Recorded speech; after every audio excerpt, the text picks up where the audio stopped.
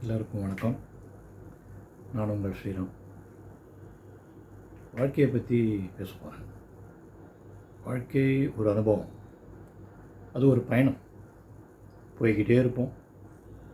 ஏன்னா அது எப்போ முடியும்னு யாருக்கும் தெரியாது.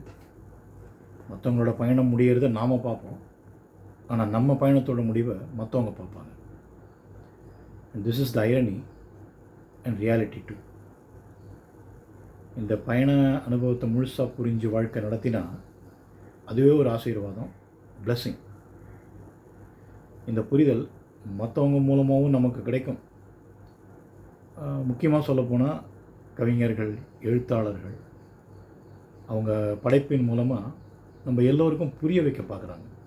அவங்க வாழ்க்கையில் என்னமோ அனுபவித்தாங்க, அவங்கள பொறுத்த வரைக்கும் வாழ்க்கைன்னா என்ன அப்படிங்கிறத அவங்க படைப்புகள் மூலமாக நமக்கு புரிய வைக்க ஒரு முயற்சி அவங்க எடுக்கிறாங்க. ஏன்னா அவங்களோட திங்கிங் வேறு லெவல். அப்படிப்பட்ட சில உயர் சிந்தனை உள்ள சில மகத்தான மனிதர்களோட நல்ல படைப்புகளை நான் ரசித்து அனுபவித்ததை உங்களோட ஷேர் பண்ணிக்கிற ஒரு பிளாட்ஃபார்ம் தான் இந்த பாட்டில் ஒரு பயணம். இது நம்மளுடைய யூஷுவல் ட்ராவல் இருக்குது. வேலைக்கு போகிறது, பணம் சம்பாதிக்கிறது, குடும்பம் சேர்த்து வைக்கிறது, சொத்து சேர்க்குறது, இது எல்லாம் போக வாழ்க்கை நமக்கு இன்னும் சில விஷயங்களை எல்லாம் புரிய வைக்கும். அனுபவத்தோடு ஒரு மிகச்சிறந்த ஆசான் வேறு எதுவுமே கிடையாது. அதனால் அந்த எனக்கு ஏற்பட்ட சில அனுபவங்கள் நான் ஒரு தனிப்பட்ட மனுஷனாக மட்டும் இல்லாமல் நம்மளுடைய பயணம் எப்போவுமே மற்றவங்களோட சேர்ந்து தான் இருக்கும். அந்த சேர்ந்து போகிற அந்த பயணத்தில் நமக்கு ஏற்படுற சில அனுபவங்கள், அந்த அனுபவங்கள் மூலமாக நமக்கு கிடைக்கக்கூடிய சில பாடங்கள் அப்படின்னு எடுத்துக்கலாம். ஏன்னா இந்த பாடங்களுக்கெல்லாம் முடிவே கிடையாது. ஒவ்வொரு அனுபவத்துலேயும் ஒவ்வொரு புது புது விஷயத்தை நம்ம கற்றுப்போம். அந்த மாதிரி என்னுடைய சில அனுபவங்களை உங்களோட இப்போ நான் பகிர்ந்துக்கிறேன்.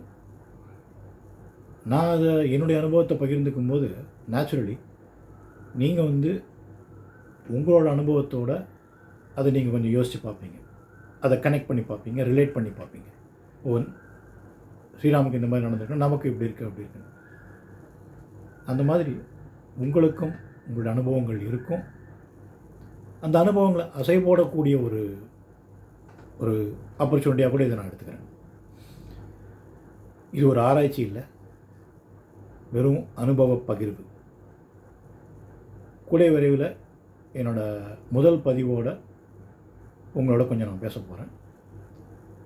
அந்த முதல் பதிவில் நாம் எடுத்துக்கிற ஒரு படைப்பு, ஒரு அற்புதமான பாடல், மகாகவி பாரதியாரோட ஒரு பாடல் அது. அதோடு உங்களை நான் கூடிய விரைவில் சந்திக்கிறேன். அது வரைக்கும் உங்களிலிருந்து விடைபெறுகிறேன். வாழ்க தமிழ், ஜெய்ஹிந்த், வந்தே மாதரம்.